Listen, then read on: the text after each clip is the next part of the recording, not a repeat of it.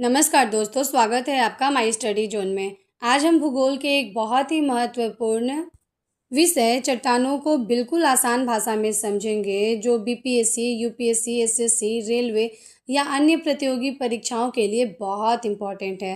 तो वीडियो को अंत तक ज़रूर देखिएगा। चलिए वीडियो स्टार्ट करते हैं। सबसे पहले हम ये समझते हैं कि आखिर चट्टान होती क्या हैं।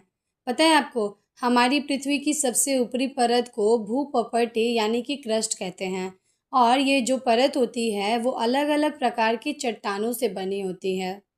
तब यहाँ पर एक और सवाल उठता है कि तब चट्टान क्या होता है। ये एक या एक से अधिक खनिजों से मिलकर बने होते हैं। उदाहरण के लिए ग्रेनाइट, बेसाल्ट, बलुआ पत्थर, संगमरमर सभी चट्टानें हैं। अब कुछ महत्वपूर्ण बातें समझते हैं।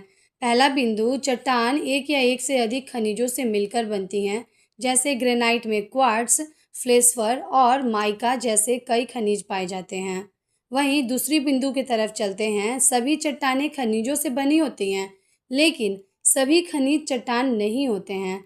मतलब हर चट्टान में खनिज तो होता है, लेकिन एक अकेला खनिज हमेशा चट्टान नहीं कहलाता है।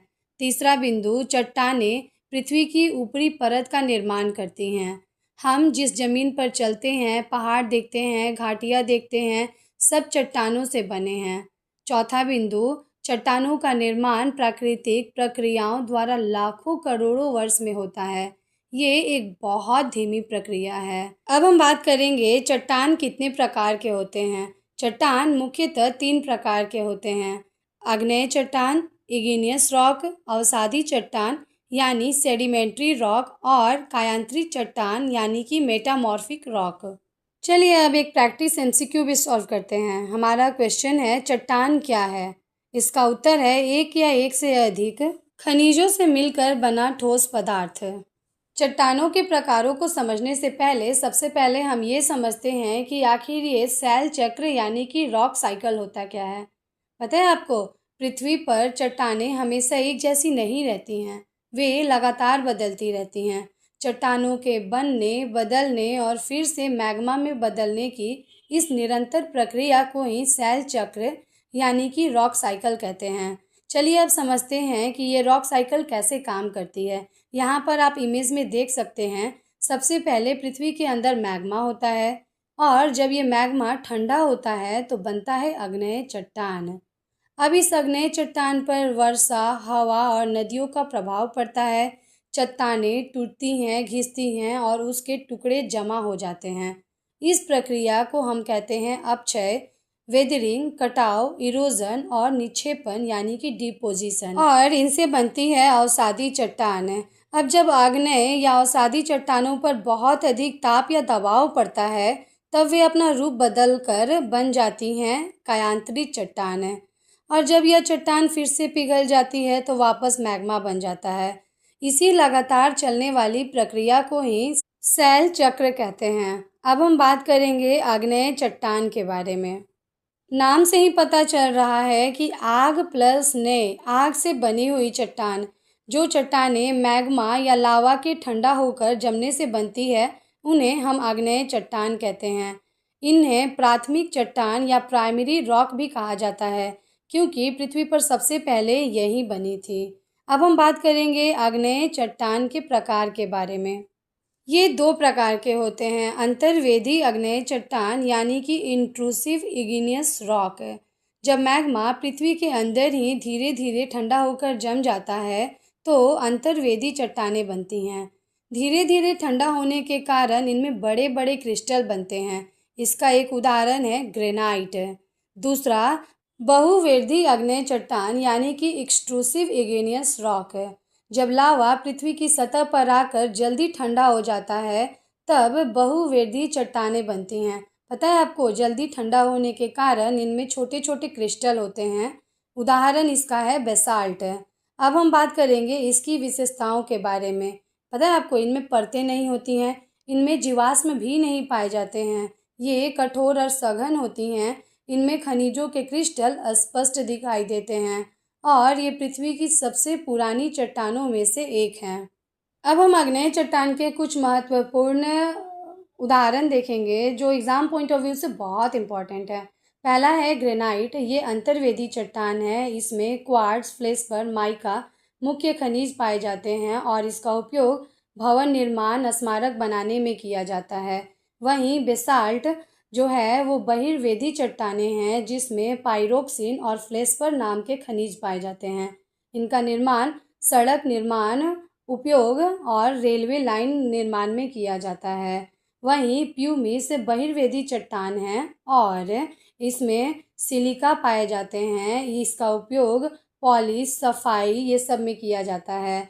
और गैब्रो चौथा ऐसा एग्जाम्पल है जो अंतर्वेदी चट्टान है जिसमें कैल्शियम, मैग्नीशियम पाए जाते हैं और इसको सजावटी पत्थर के रूप में उपयोग किया जाता है।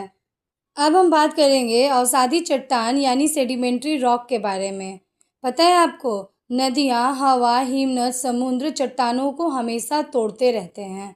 ये टूटे हुए टुकड़े एक जगह जमा हो जाते हैं, दबते हैं और सीमेंटेशन की प्रक्रिया से एक नई चट्टान बनती है। इन्हें ही हम अवसादी चट्टान कहते हैं।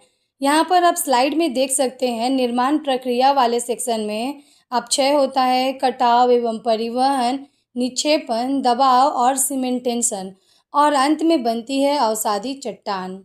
हमने आग्नेय चट्टान में ये जाना था कि उसमें परतें नहीं होती हैं, लेकिन ये जो अवसादी चट्टानें होती हैं इनमें परतें होती हैं, इनमें जीवाश्म भी पाए जाते हैं, इनमें छिद्र होते हैं, ये अपेक्षाकृत नरम होते हैं और इनमें कोयला, पेट्रोलियम और प्राकृतिक गैस मुख्यतः इन्हीं में पाए जाते हैं।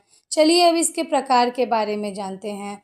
ये कालिस्टिक चट्टान होते हैं जो अवसादों के टुकड़ों से बनते हैं। दूसरा रासायनिक चट्टान रासायनिक अवक्षेपण से बनते हैं और जैविक चट्टान जो जीवों के अवशेषों से बनते हैं।